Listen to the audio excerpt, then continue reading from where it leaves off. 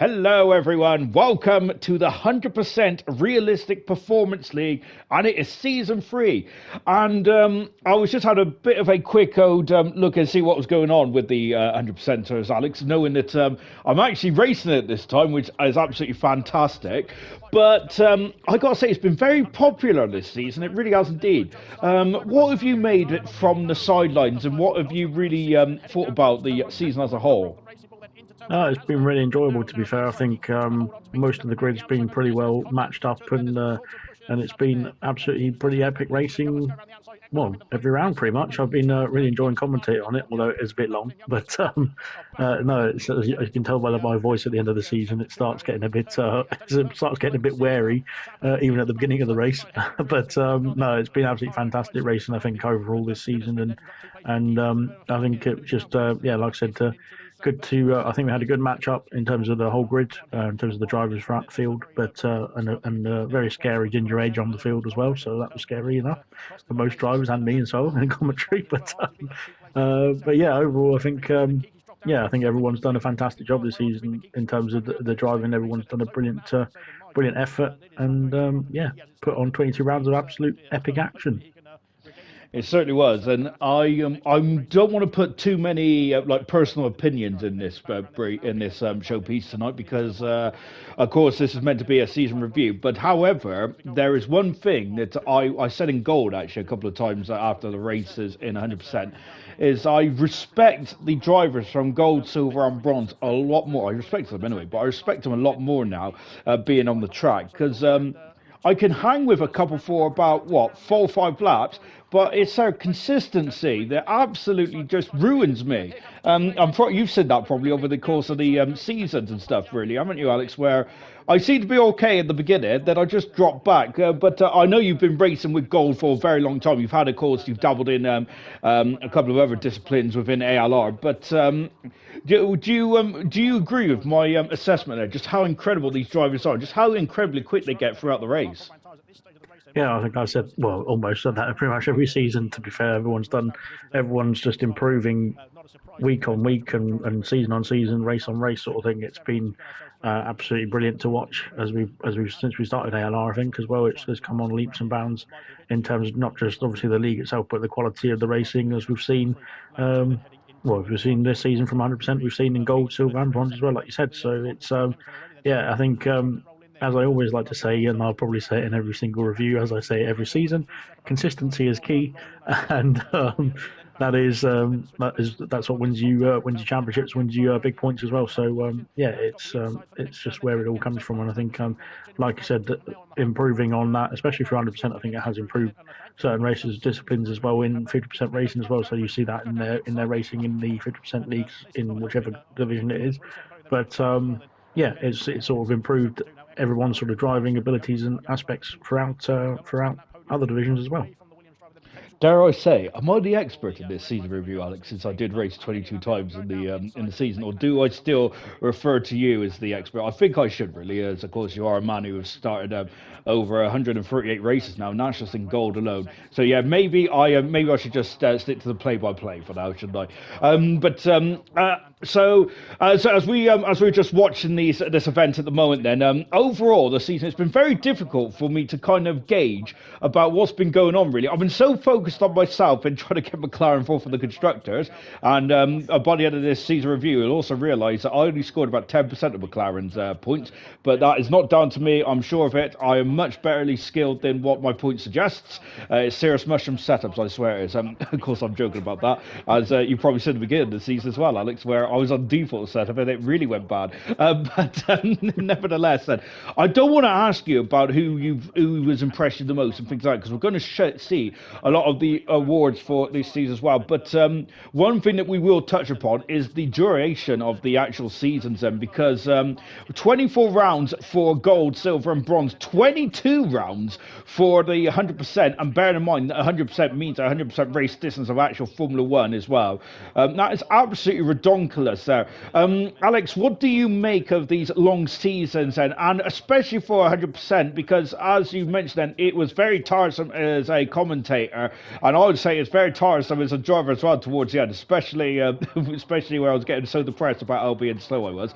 But what did you make of these long seasons? I have mentioned in gold that potentially there could be a rule in ALR where we just max out to 20 races per season. What do you reckon to that, really?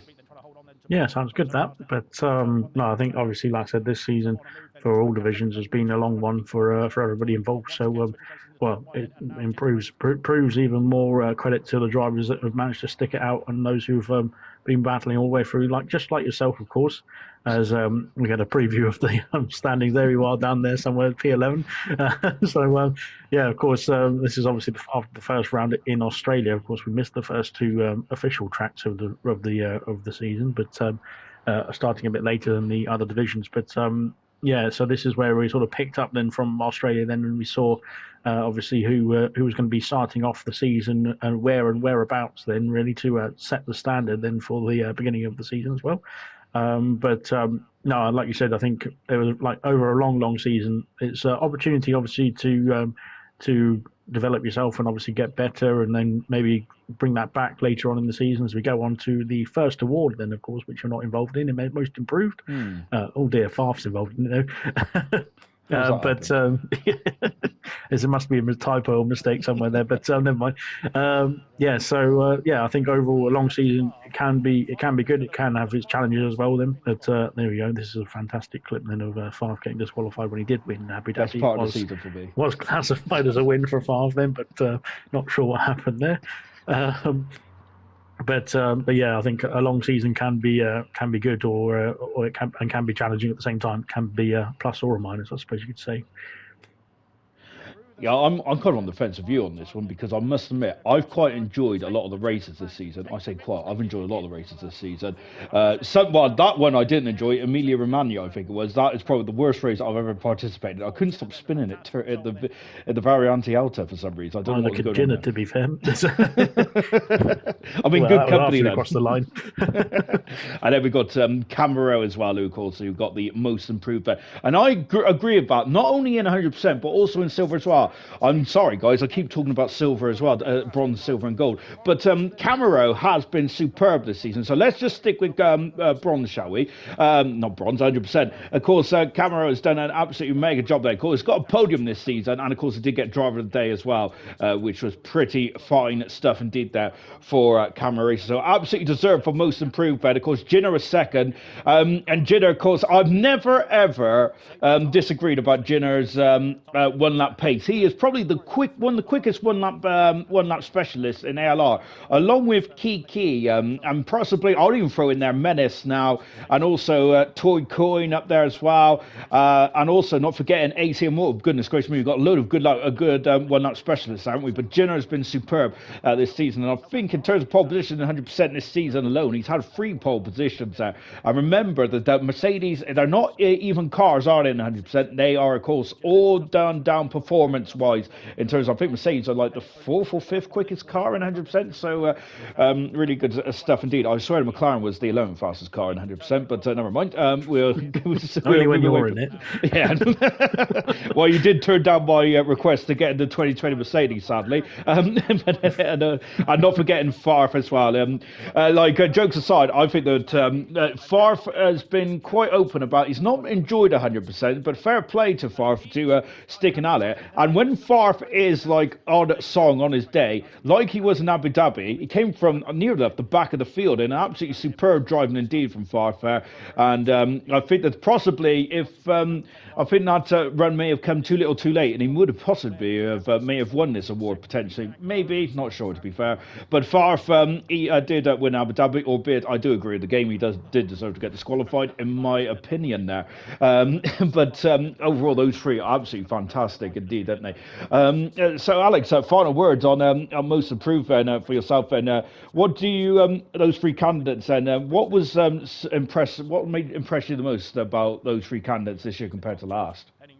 Well, they all raced last season as well, which was quite easy to sort of pick to see their improvement as well. To be fair, and like you said, I think over 1 lap pace, definitely. I think all 3 of them, although Farf doesn't usually do qualifying, but all 3 of them have got good qualifying pace.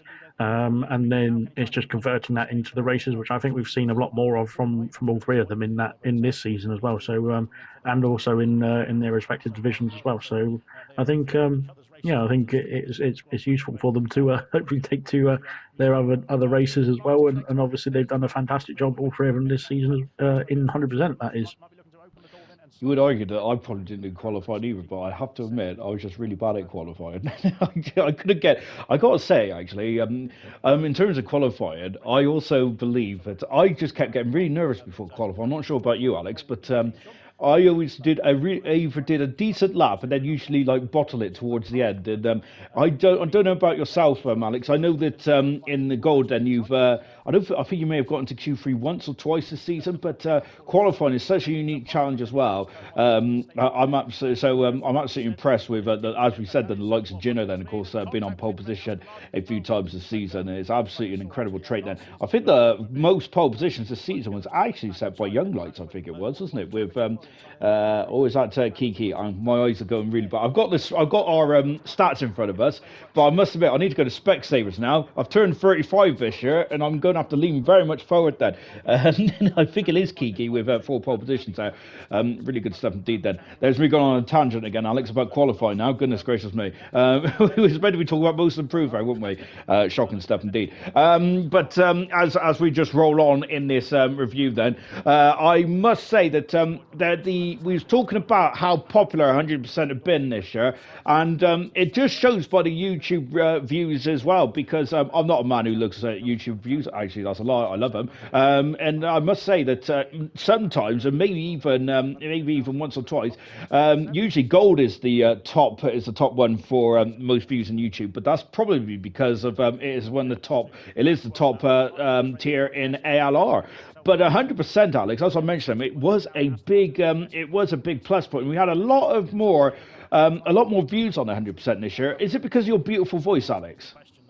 I don't think so. I think that probably deterred quite a few people away, to be fair. But no, I think, like you said, it's a difficult discipline, and the majority of people are used to just racing 50% races, or even shorter, even in most cases. But no, I think, like you said, since we brought it along, it's been absolutely fantastic. And it's only, like I said, a few people were, as you said, were disappointed that it wasn't going to be carried on next season as well. But it's only down to the duration of next season that it's probably better just to speed through it with the 3 divisions, and then we'll look and see what F125 can hold, and see if we can bring something back that might be even a bit more interesting than 100% races on their own. So yeah, we've got stuff in the works. Don't you worry.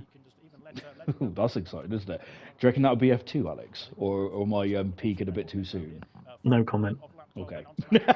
No, said the better. I think I'm the only one that likes F2. Actually, I think Forrest does as well. But I don't. I think that Forrest's vote doesn't count, sadly, especially as he gets disqualified when he races. So there you go. Anyway, of course, we did touch upon the realistic performance of 100%. And then, of course, all the other championships we have in ALR is all very much they're equal-based cars. Apparently, anyway, I know there has been whispers about some of the cars have not been equally balanced and all that kind of jazz.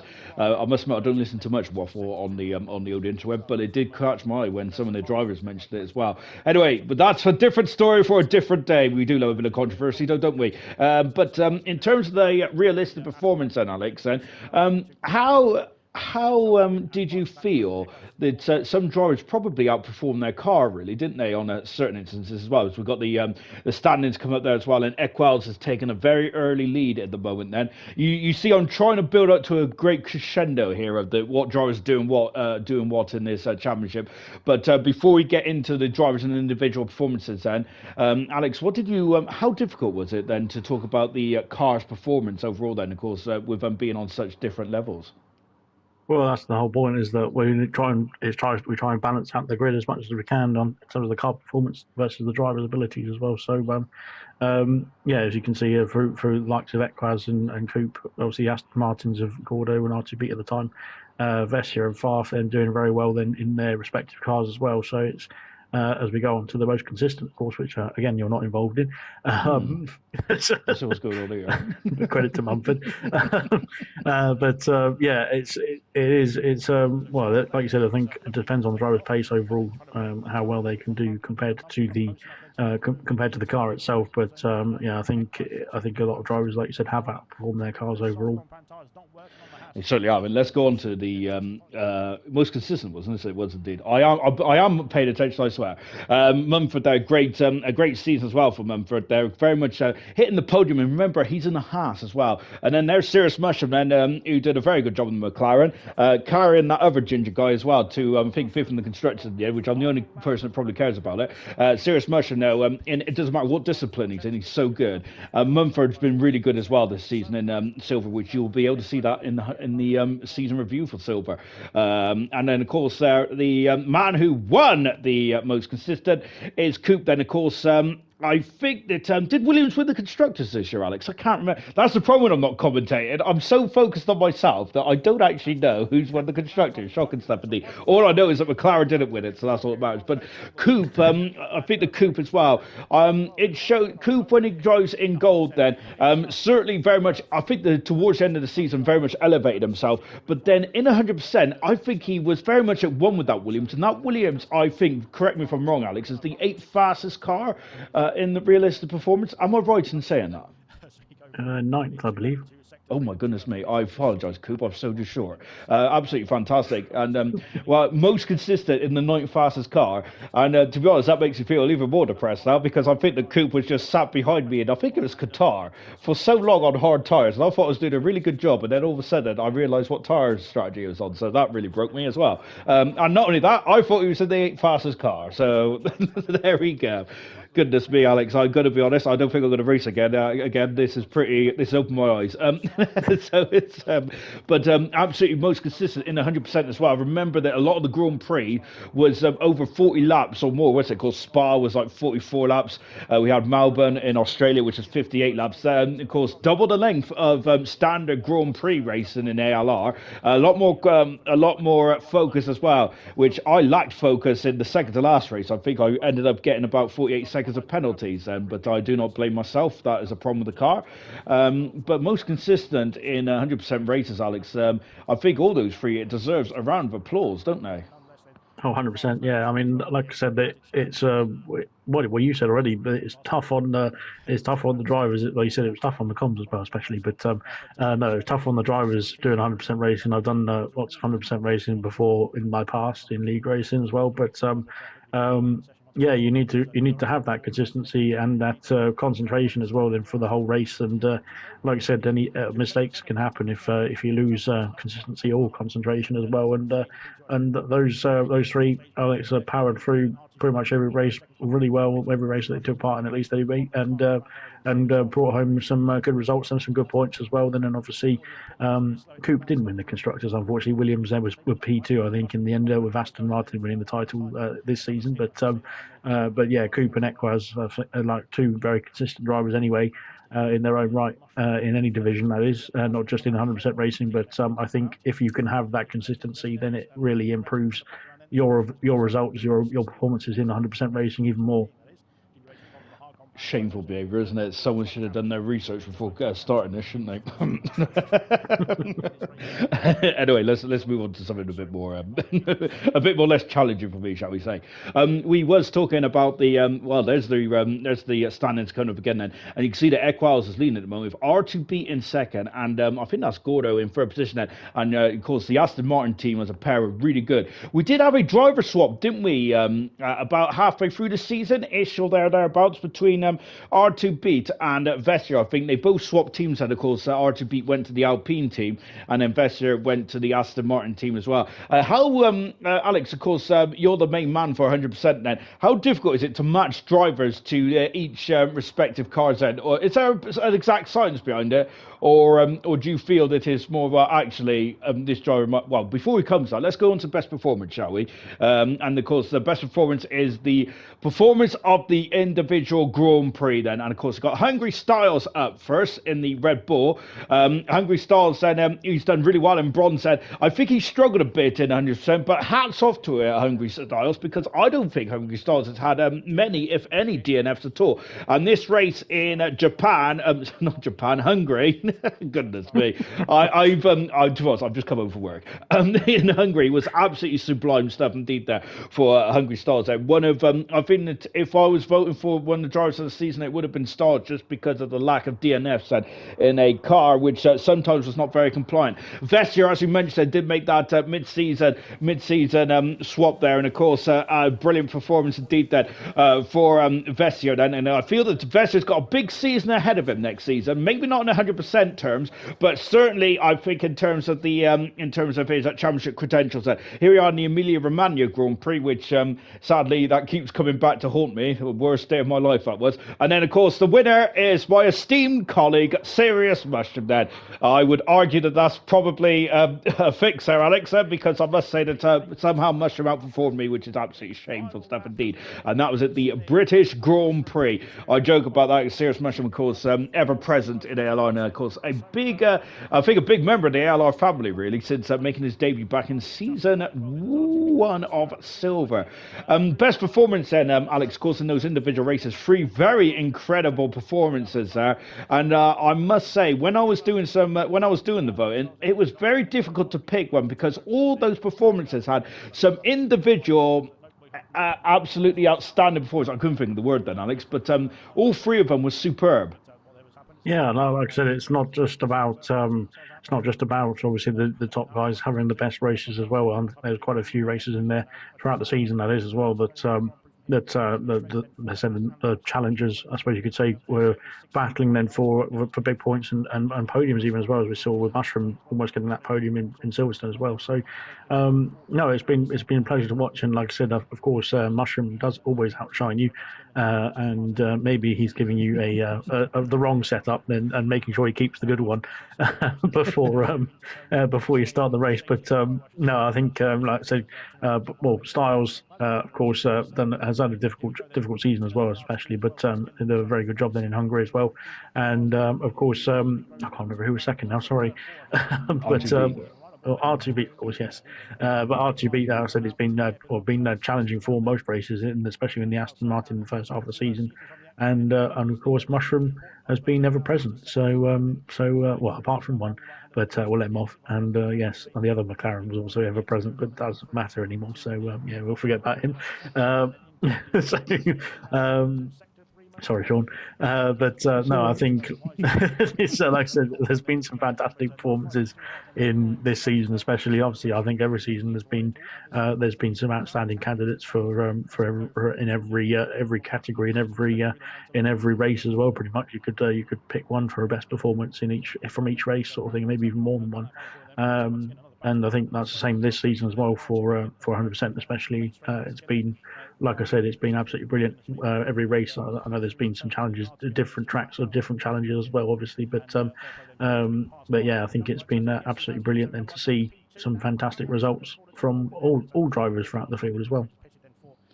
I couldn't agree with you more. That was apart from the Serious Mushroom part, I agree with you completely. Absolutely brilliant stuff indeed. I'm in the banter bus today, and I'm terrible. I should be more. Serious, shouldn't I? Goodness me. We was just before those awards popped up for best performance. I was asking them, Alex, of course, about of course, because it's realistic performance. I'm maybe getting a bit too hung up on this one, but with a realistic performance, how difficult is it to judge drivers' performance and things like that? I know it's probably an exact science, because we do have a lot of stats and a lot of bits and pieces behind each driver.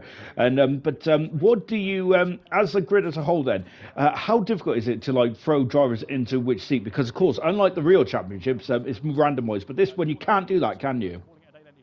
Well, like I said, initially, at the very beginning, it was based on division and sort of finishing position, I suppose you could say. But obviously, that changes season on season as well. But I think. Yeah, like I said, in terms of getting the balance, it does need to find a natural balance, obviously, throughout the field to make sure that it's even and equal for everybody. But I think the majority, apart from yourself, that should have been in the 2020 Mercedes, obviously, but the majority were pretty well balanced, pretty well based in terms of whichever car they were in as well. But yeah, overall, I think, like I said, it's always a bit of a challenge anyway, trying to get everything set up, and obviously everybody would prefer to be in the Red Bull in 100% realistic performance, I'd imagine. But yeah, it's just the nature of the beast, I suppose you could say, in terms of trying to get the grids organised and that sort of thing as well. But no, I think everyone took to the challenge, whichever car they were into this season, and done a great job. And another thing was as well, of course, there was that flexibility to swap teams as well, as we mentioned about RTB and Best just swapping seats, and I'm sure they also was it. I think it was Gordo. No, well, sorry, it wasn't. It was Vessia as well. I don't. I need to get my Specsavers out, don't I? But yeah, also the Vessia and RTB did swap seats. I must admit, it probably is quite difficult, wasn't it? Because of the characteristics of the car, you get used to one car, and then all of a sudden you're in a different seat. Then very similar to potentially to well, to a lot of things that happened in F1 this season, of course. And I don't think anyone actually did any swaps in the end, did they? But I think in yesterday we had Mika Salo going from BAR to Ferrari. I don't know why I remembered that. When out of all the years, I decided to go in '99, which is probably before when some of you were even born, to be honest. It just shows my age, along with me bad eyesight tonight. Goodness me. But nonetheless, then. But yeah, but that's quite difficult as well, Alex. Because yeah, I know you didn't race 100% this season, and I know you did want to race 100% this season, but some ginger decided to veto that and wanted to race himself, which was probably a waste of a seat. But how difficult is it to swap cars then when you've had experience in 100% in your previous guys? Yeah, I think well, there's always going to be that challenge anyway. I think in any racing category, I suppose you could say. But no, I think well, RTB and Vessia then just seem to just crack on with it and get on with the challenge really. And I think I think it was all right in the end. Hopefully, I'm sorry if anybody got annoyed with me on that one. But so and I'm sorry, Sean, that I didn't put you in the Red Bull instead. But there we go. Yes. But no, I think overall, like I said, it's just trying to find and like well, that's the whole reason why there is driver changes, trying to find the perfectly balanced grid as well. But it varies per track, it varies per car. Obviously, the car performance physically will change per track anyway. It's not equal cars, so there'll be some cars that are better at certain tracks than others in realistic performance. That is just the nature of the beast. But yeah, so it's just the way it is really in terms of 100% racing. And I think, like I said, in the few seasons that we've done it so far, it's been brilliant, and hopefully it'll come back soon. You never know. Yeah, and I do think this season has peaked for 100% as well. I think it's because of the quality of the drivers on display. Well, 19 of the drivers. Yeah.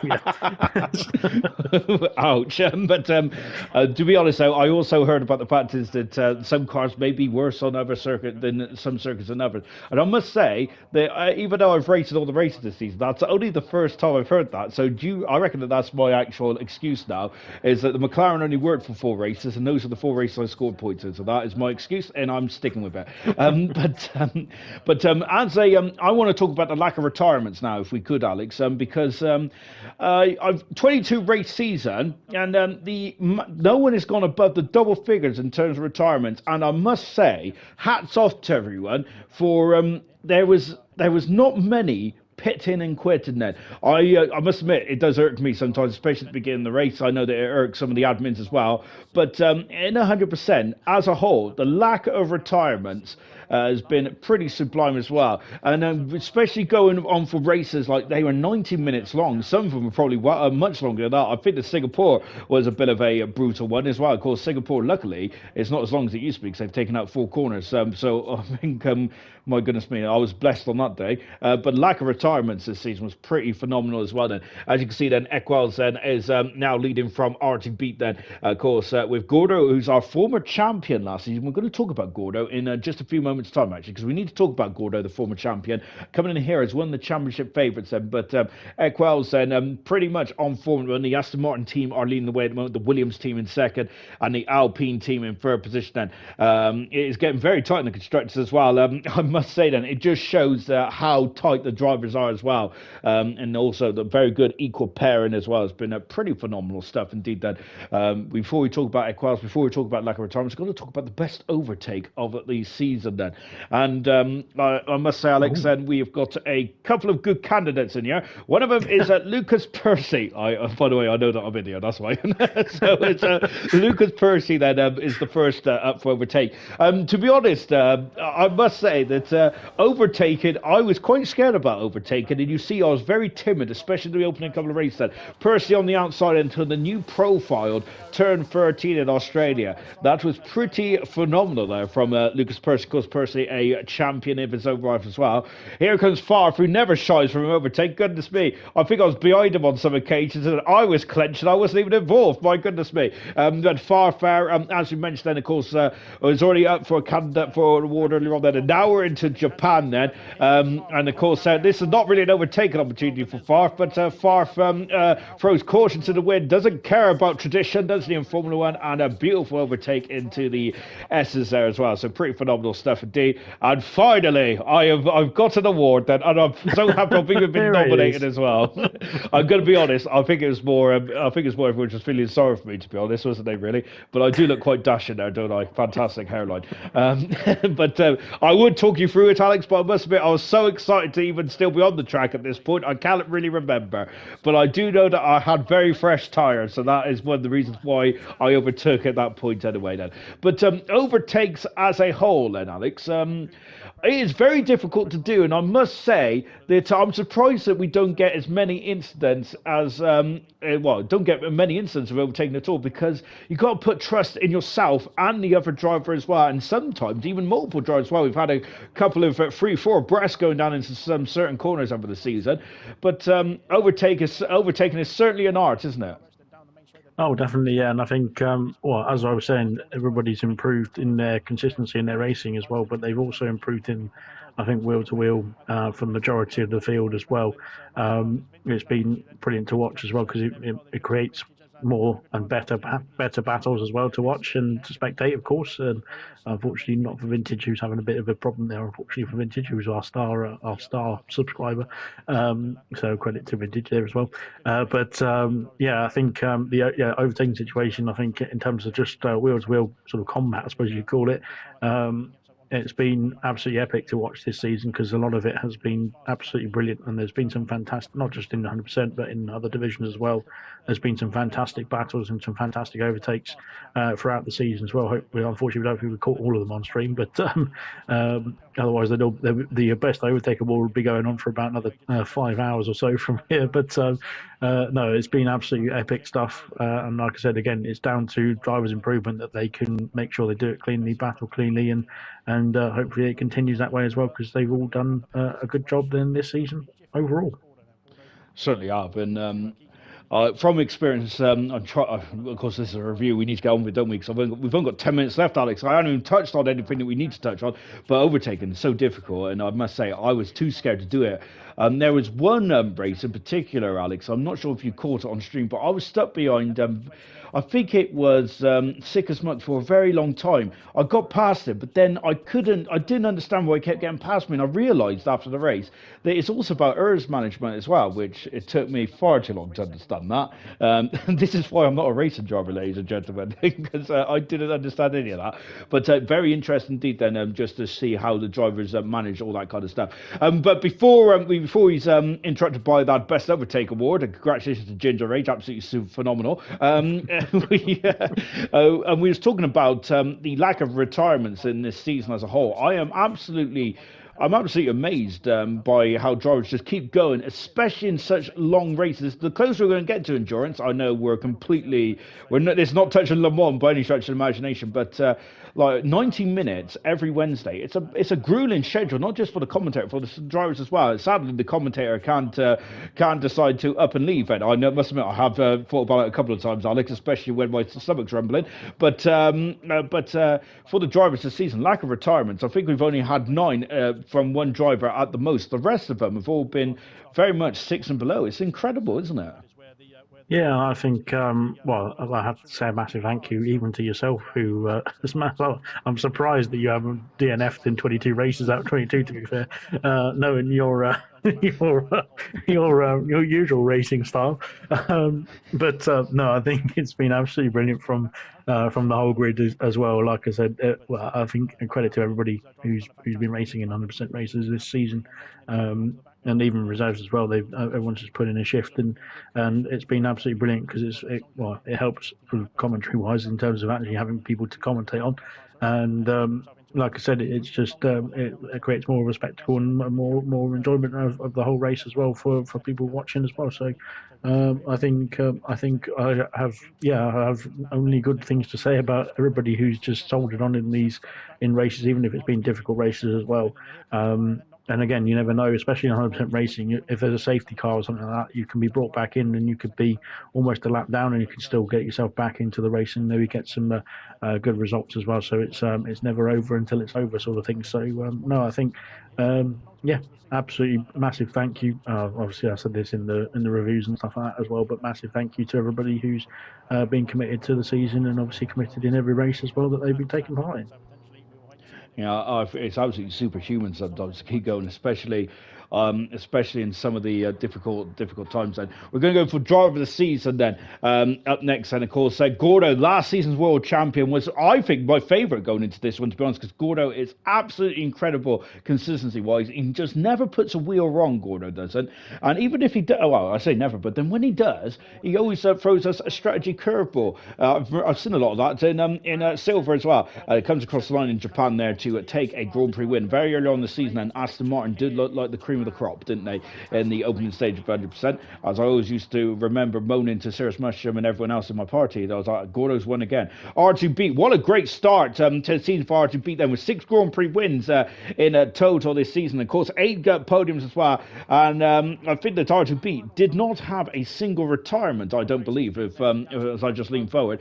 He's been pretty impressive, 17, of course, going on to win at the Belgian Grand Prix, and the best race circuit on the Formula 1 calendar, in my opinion. Now, great stuff indeed there for R2B. Then, of course, very much an early championship challenger there. But of course, you cannot say anything more, can you, about Equals, and world champion for 100% now, with 4 Grand Prix wins, a pole position as well, but 12 podiums. That is, I think, 4 more than anyone else. That is a humongous amount of points there, and he comes across the line in the background there to win the Qatar Grand Prix. And also, I think that was that where he won the championship as well, Alex. I think it was, as I was probably still upset that someone stole my fastest lap at the time. So there we go. But a great season for Equals. But firstly, let's talk about Equals first, and before we go on to his challengers and rivals. Then, what a season, second to none for Equals, and he's shown consistency in gold, is where I've seen a lot of where Equals has applied his trade, especially with that infamous Canadian Grand Prix win. It's infamous because of, sadly, the person on commentary. But Equals, then, I feel that this is one thing that's been building up over the past couple of seasons for Equals.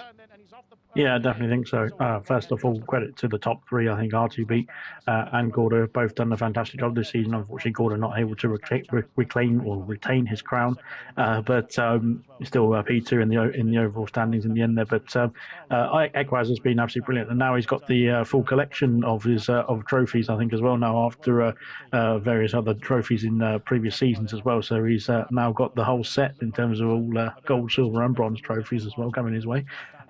So congratulations into Equaz, of course, a well-deserved champion. And as I've said again, this season consistency has been absolutely fantastic from all the top 3 actually there, from not just the top 3, but you can see how consistent, especially with the number of podiums and number of wins and that sort of thing, number of points scored over the 22 rounds. How consistent they have been as a trio as well, and Ekwaz has been the cream of the crop in that sense as well. Then, so that's why he's got himself a top spot, that's what you could say. So, no, it's been absolutely brilliant to watch Ekwaz as well. He's come on leaps and bounds as well, improved from last season as well, massively. So, I think, yeah, well deserved champion, and well, congratulations to him once again, because he has done a brilliant job once again. He certainly has, and yeah, I echo that. Equals over the years has been pretty sublime, whether that's in gold, whether that's in silver, or in 100%. And of course, we need to give just a quick shout out to everyone else as well, because of course, Reflections are racing 21 races this season, only had 2 DNFs, so great stuff indeed there for Reflection. Justify so close, I think it was in Las Vegas, could have got a first point in the season. Justify was very unlucky not to get a point in the end. And the two Kick Sauber said, I think they're deemed the slowest car, but even so, they still have like 4 victories between them, of course. So the two drivers that's a part of that Kick Sauber team, of course, Young Lights and Lucas Percy. I think if Percy started a bit more Grand Prix, I think that he would have been in the hunt as well. But Lucas Percy still got 4 Grand Prix podiums in those 11 starts, which is pretty fantastic indeed. That I had great battles with Vintage, by the way, earlier on in the season as well. But sadly, I kept hitting him off, and I'm surprised he didn't ban me, to be honest. But luckily, Vintage is a very cool guy, and he didn't report me, so I was quite happy with that. Kiki for pole position as well this season, so some pretty impressive stuff here or there about the set. Alex, are you going to give us a final word on what is bit of 100%? Because I've enjoyed it as a driver, but how have you enjoyed it as a fan and a commentator? I think, like you said earlier, I think it's been the best season for 100% since we started doing it, and it's yeah, all credit to the drivers themselves. So, including you, I'm afraid. But there we go, as the best ginger pops up as well. There we are. Then I think there's only one candidate for this award. I wonder who it's going to be. No, I think, like I said, credit to every driver who's put in a shift this season. I should say it's been absolutely brilliant to commentate on, and thank you very much for your commitment and to just putting on a fantastic show week in, week out. And of course, like I said, next season is going to be interesting for ALR in terms of the 3 divisions. There's some new things coming to ALR as well, but we'll have to wait and see what happens with the event league then into F125. And we're going to, and that's the best cliffhanger possible, isn't it? If anyone remembers the film Cliffhanger from '93, then hats off to you as well. It was a great film. Anyway, I'm going off on a tangent again. Thank you very much for joining us, and it's been fantastic. Then, of course, Equaz, champion of the world for 100%, then, of course, and also Aston Martin was the constructors champions. I knew that all along. We've got Williams in second position with the Kick Sauber team in third position as well. Then, of course, a very strong lineup then that Kick Sauber with a couple of Grand Prix wins as well. And you can see, look how close it is in the middle of the constructors. I was getting very excited for 4th position, but sadly Farf pulled off a miracle in Abu Dhabi, and Alpine did secure that 4th position as well.